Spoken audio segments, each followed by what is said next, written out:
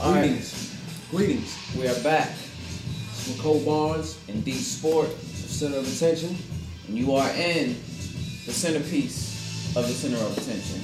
Therefore, I'm going to be interviewing Ricole, trying to pick his mind a little bit about music and whatever else and so forth. So, therefore, what would you want to talk about first if you were me asking you a question? How about that? otters, wildlife. Otters. Why otters? It's a creative animal, man. They work on sea and on land. So I'm quite sure you guys don't want to hear about otters right now. So we'll just talk about what, in every interview, what they're asked about the state of the game. Alright, so basically, as far as hip hop goes, because we listen to all types of music, so we stay well rounded. That's why our music might sound a little different from everybody else's. We might throw a little something in there that you don't even know what the hell we're talking about. So, point is, step your music game up. Listen to something more than just what you're listening to. You know what I mean? It's okay to like R&B music. It's okay to like techno music. It's okay to like down south music. It's okay to like any type of music. Just keep yourself well-rounded with music. It's okay to listen to something over in England. You know what I'm saying? Like, check out for other people. You know what I'm saying? That's how you go places. All right. Think outside the box instead of staying inside of it. So anyway, it's a bigger world out there. It's a bigger world out there. But so anyway, what do you think about hip hop right now? Like, just in general, what do you think could be changed? Well, any great piece of work in anything, not just music, movies, anything that's a great piece of work. One thing I worry about is it getting overexposed.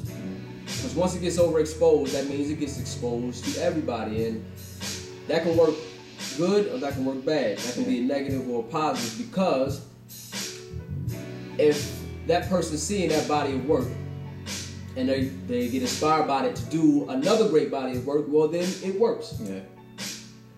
But then for every person who's influenced to do something positive with it and make great artistic statements, it's always that other side that doesn't make good artistic statements.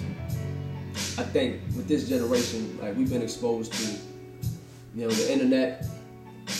Everything is so accessible today. It's easy to do it. Like, when you and I was young, all we talked about was rhyme and getting in the studio, going to the studio and laying down something, or seeing this person live. Well, now it's nothing but a click away. You know what I'm saying? And as far as studios of the last 5, 6, maybe 10 years, people have been able to build studios in their homes. Yeah. So anybody can become an artist these days. Anybody can be a rapper. Anybody can be a producer, and that brings down the quality because it's so easy to where they didn't have to put in the hard work to become that great artist or that great producer. You know what I'm saying? Everything is laid out for them on how to do it. They didn't have to build from scratch. A lot of people didn't have to become MCs from scratch like we did. You know what I'm saying? So I think the state of the game, commercially, financially, is doing great. To a certain extent, because now you got people just, taking music for free. So I think from a commercial standpoint, hip hop is in everything. Hip hop is in everything. Politics, video games, a lot of stuff that 10 years ago I would never thought I'd see.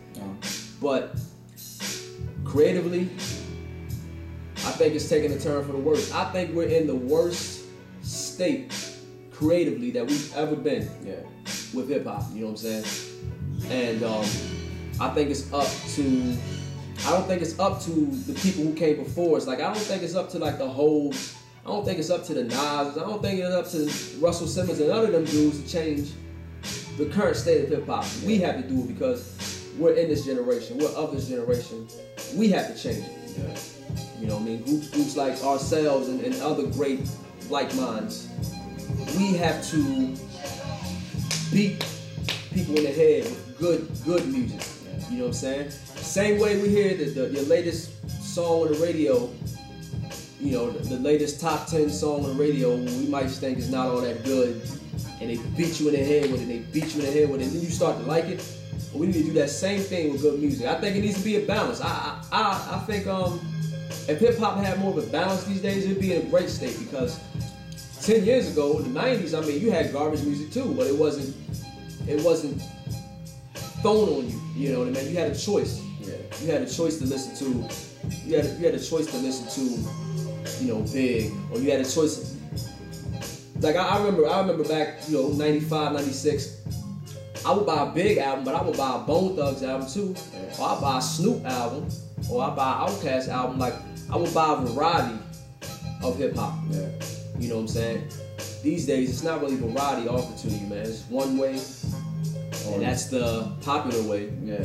That's it. So I think the state of the game is good. It just needs to be more balanced, and it needs to be more teaching.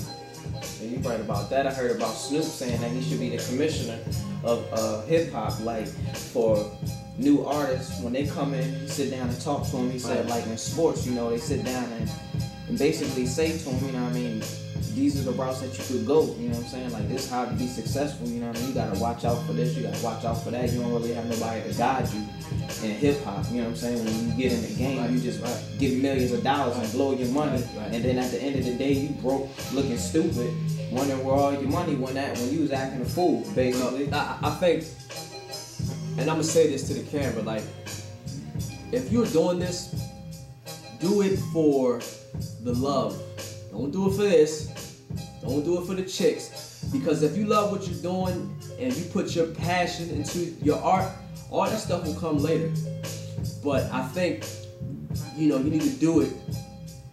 You need to do it for passion instead of peso. Yeah. Spanish term.